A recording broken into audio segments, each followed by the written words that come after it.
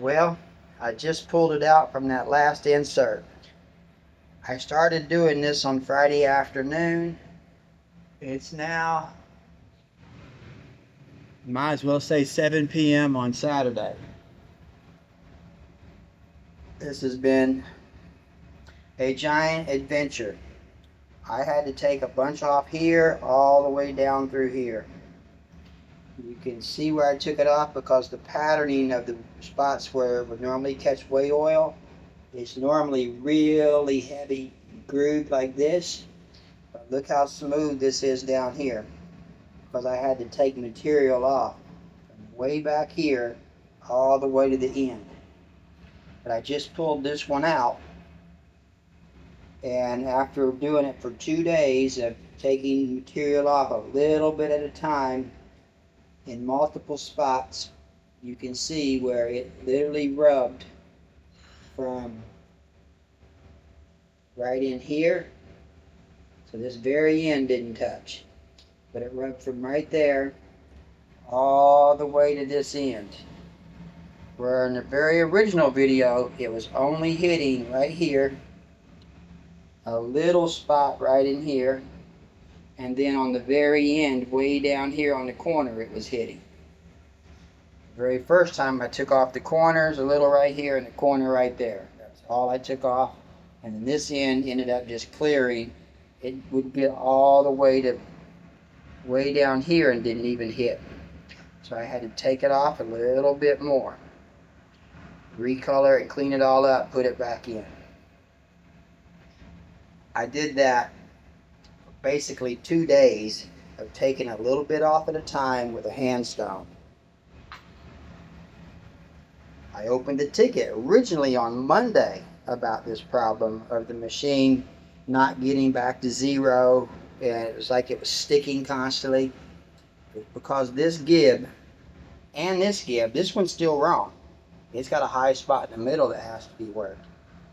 But now, this gib is actually touching. And it literally ran that whole time. And I reset the offset just to make sure that it changed. And I ran it back and forth for about 5 minutes, manually, full width. And it never locked the machine up. And the backlash stayed at 5 thousandths for the first time since I've had this machine. This item right here was bad from the factory, and they refused to work with me on it until I started complaining and put videos up on YouTube and reached out to 2 key people that used to work there that no longer favor that company at all because of basically poor management and the lack of concern. If a customer has something that's bad, you can show them that it's bad. You can prove that it's bad.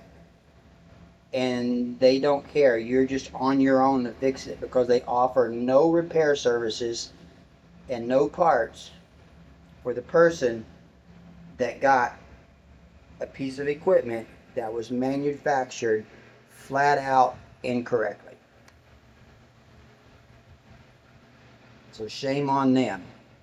I would never, after this experience, and I will never guarantee give positive reviews or recommend this brand of equipment to anyone because they do not back their product. And I have a full chain of emails in the work order and messages that were sent to and from other personnel where they were coming up with every excuse and flat out being rude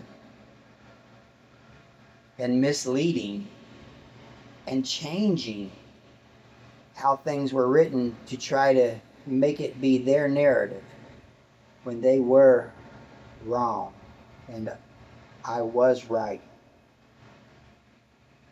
But as you can see now, after 2 days of work. You can see the track of that gib where it rubbed. And that's a nice pattern. Could I try to take a little more off? I mean, it's literally rubbing all the way to the oil groove. You can see the color difference of how it rubbed from oil groove to oil groove, which is what it should have done from the factory from the beginning.